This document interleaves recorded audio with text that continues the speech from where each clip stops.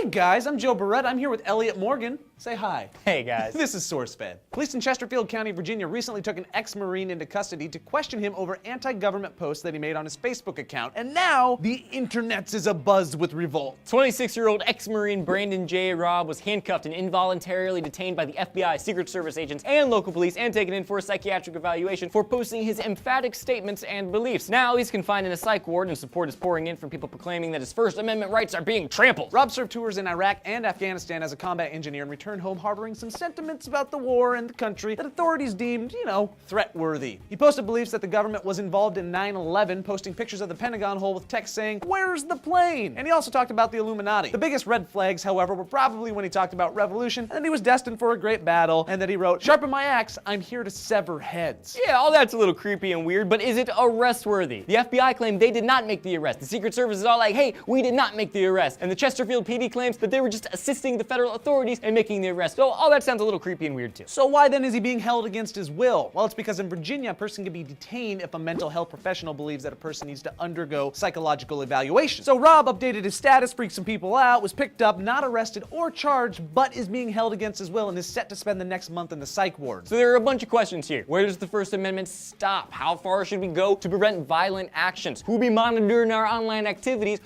Are they watching us right now? Are they watching us right now? Joe?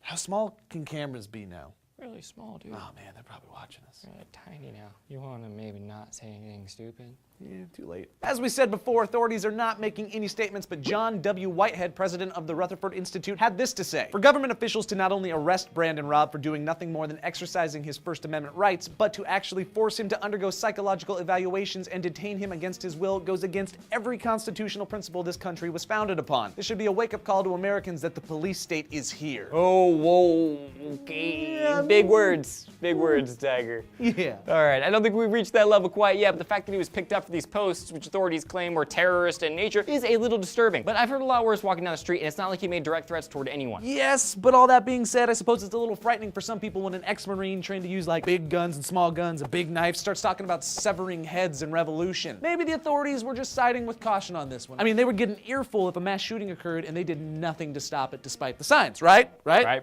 We're never happy. But to claim you didn't technically arrest the man because he isn't technically charged with anything and then continue to hold him against his will is pretty 1984. So what do you guys think? Do you think the authorities are in the right here, or do you think there's some First Amendment and personal rights being trampled on? Let us know in the comments down below. And while you're down there, if you want to like or subscribe or click this annotation for our 5 daily stories, that would be fantastic. I'm Elliot Morgan. Joe Beretta. We'll see you in just a bit. Double bye. Oh, good job, man. You are talented. Try. Back, and I'm sure those videos were pretty interesting, and I hope they were entertaining to you. So, I just want you guys to know that anyone can have this happen to them. Anyone can be picked up if somebody from the government, from the FBI or Obama or whoever, CIA, says that they don't like what you are saying, what you're telling people. Okay? My thing is, if it's so irritating to them that you're speaking your mind, and if you were spreading false rumors, why wouldn't they just give the information that proves that you are not right? Why would they need to pick you up, take you away, not give you a trial, not give you access to your lawyer, not give you access to your family? Why would they do that to you if they weren't actually doing whatever it is, or committing the crimes that the person that they don't like is saying? Like this Marine we just seen. You shouldn't have to censor yourself, especially if you're calling for the rights of citizens to be protected. I mean, that's pretty explanatory. This is America. I thought that's what we were about. I thought we were about the equal protection under the law for all, So why is this information valuable? Liberty and justice for all? Yes. Where'd you come up with that one? You're getting on a line there, I think you're going to have to cut that video short. Might just have the to. authorities might have a problem with that, liberty and justice for all. You guys, if anything ever happens to me, it won't, because I'm protected, so I'm not worried about that. But Yeah. So why is this information valuable? Well, with this information, you can let cops know when they are in the wrong. If they just, say that, let's say that you're standing in a public place and you are reading the Bible, and they come and arrest you because they don't like what you're doing. They think that you are disturbing the peace or whatever the case may be. They give you a false charge of disturbing the peace. Well, you can't really charge someone with disturbing the peace if they're actually technically in the right with what they're doing. So me standing in a park, speaking to people about the Bible should be no different from the person that's coming there speaking to people, trying to get to know people if they have kids and socializing. It shouldn't be any different, but apparently it is nowadays.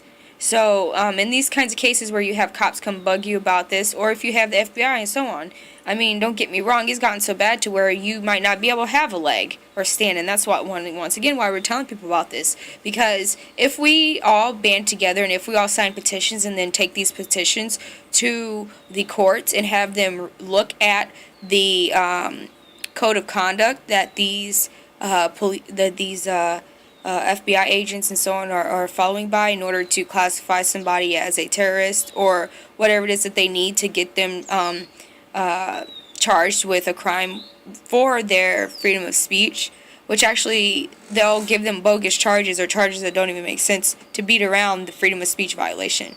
So this is basically more of an informative video to show people that they're not allowed to do this.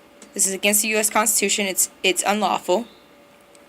And everyone needs to know their rights. And then the Constitution, we would have a better place if people participated in keeping this country strong and our values respected and our rights respected by knowing the Constitution. You can appreciate the power of this right, use it, and stand up for it because it is one of your most valuable rights. It's one of all of our most valuable rights, I mean, what if you weren't allowed to speak your mind? Seriously. It didn't matter what you said. What if they made Facebook illegal? Social media illegal? Think about that one. Where would we be right now? What if they made telling your story in books illegal?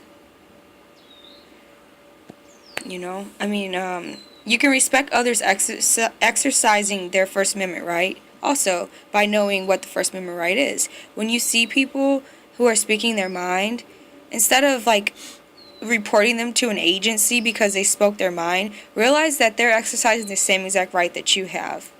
You have the right to make your opinion, and if somebody else doesn't like it,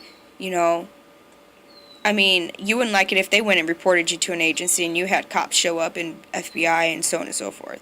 So think about it. It helps you look at others and put yourself into their shoes who are having this happen to them. This can happen to anybody. We're not giving lessons. We're just speaking the simple truth, When people don't know their power, they give it away. Simple as that. So, abuse of our rights is against the Constitution.